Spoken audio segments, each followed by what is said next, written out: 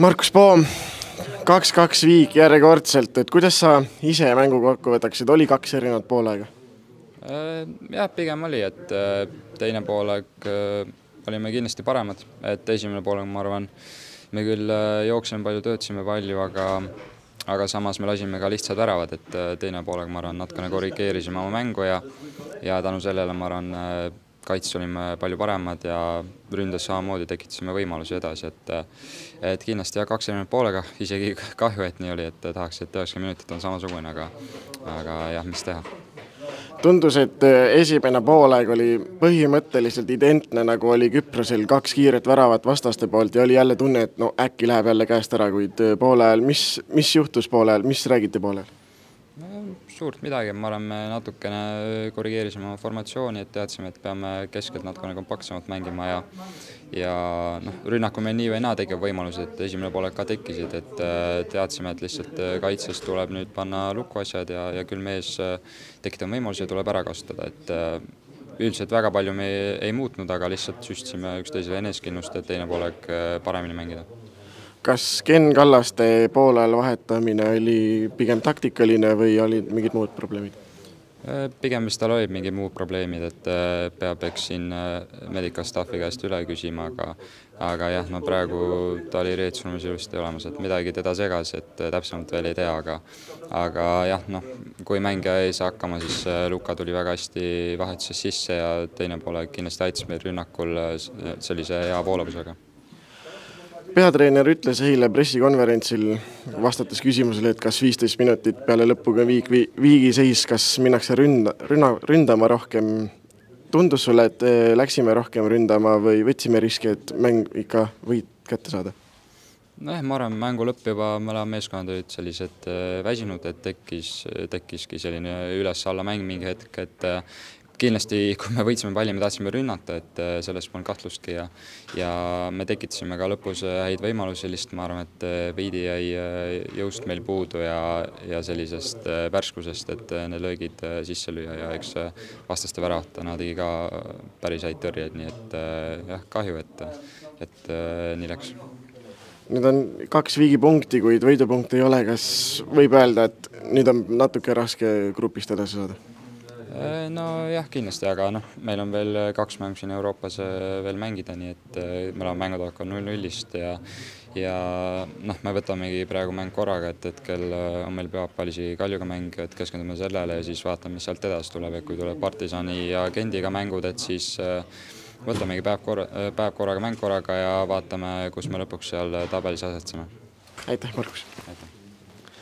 Joel Lindermitte jälle 2-2 viik ja võidupunktid jäid napilt avamata ja jälle 2 erinevat poolega. Alustame esimest poolest. Kuidas sa esimest poolega nägid? No oli üsna sarnane, ma arvan, Küprose mänguga. Et mõlemad, ma arvan, nagu mängisid oma mängu. Kummalgi selliseid jälle superšansse ei olnud ja sarnaselt esimesele mängule võiks öelda nagu ei kusagilt. Need 2 väravat tulid, et ühes seal liin võib-olla kõige paremini ei töötanud ja ei olnud nendes momentides võib-olla piisavalt nagu keskendunud ja täpsed. Aga selles suhtes ma arvan, esimene poolega ei olnud ka meie poolt nagu katastroofiline, et me olime samamoodi teravad, suutsime momente tekitada ja siis oligi juba Poola jutt oli sellest selge, et olime ju korra nagu selle sama tee põhimõtteliselt läbi käinud, et eriti tuleb kodus siin nüüd panna kõik mängu ja seda ma arvan, võistkond nagu väga hästi tegi, rahvas tuli kaasa, mäng läks nagu selliseks väga voolavaks, et suutsime tulla nagu 0-2 pealt jälle välja, et ülimalt kahju on see, et me ei suutnud seda kolmandat, et kui võib-olla võõrsil see nagu 2-2 kuidagi tundus nagu parem, siis täna see 2-2 tundub ikka päris apu. Mis toimus jälle poole pausil, sest meeskond tuli mängu, teisel poolel oli rohkem võimalusi, tuli 3 minutiga 2 väravat, et mis oli see sõnum või muudatused poolel? Selles suhtes siin oli nagu selge, et jälle et ei tohtinud nagu pead väga nagu ütleme maha lasta, et nagu kuidas ma ütlen siis, et andsime nagu turgutust ja toetust mängijatele, et me suudame, kõigepealt ajame seda esimest, aga et see oli veitsuke nagu psühholoogiline, et ei viskaks nagu püssi põõsasse ja võistkond näitas oma tugevust, et ei visatud ja tuldi sellest nagu päris hästi välja. võis ju arvata, et mängu alguses, et vastastel on varu väravavaht, et võib-olla on kergem mängida, aga tuli välja, et hoopis teine väravavaht, aga tõesti tipptasemel ja võttis põhimõtteliselt kõik võimalused ära.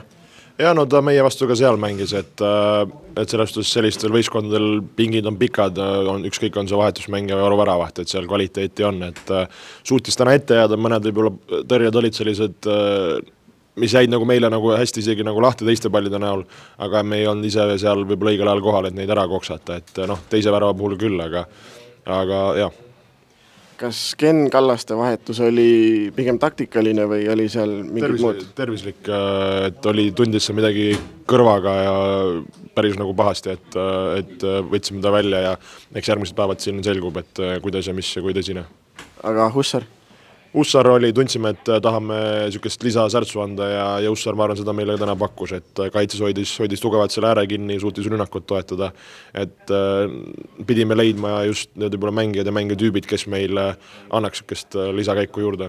Hussaril on ju tegelikult euromängudes suhteliselt vähe kogemusi, tuli ta mängu, alguses küll väristas, aga lõpus, mida mäng edasi, seda rohkem oli kindlam ja põhimõtteliselt egiptlane number 74 oli suht kinni hoitud.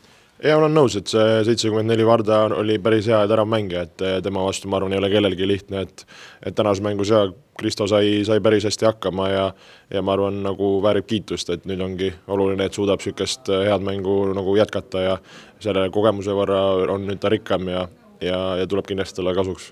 Nüüd puhkuses küll rääkida ei saa, et ennem veel Nõmme Kaljuga mängi koondise paus, et kuidas on vaated veel Premium-liigale? No siin on asi selge, et läheme mäng korraga, läheme meistritiitli järele ja selles suhtes, nagu ütlesin, võtame mäng korraga, et kõigepealt on vaja siin pühapäevaks olla Kalju vastu parimas vormis, rivistuses, pea selge, võtta sealt võit ja siis minna nagu mänguhaaval edasi, et ma arvan võistkonna sees on see nagu siht läbi räägitud, on eesmärgid teada, et selle nimel see töö käib. Palju edu, aitäh!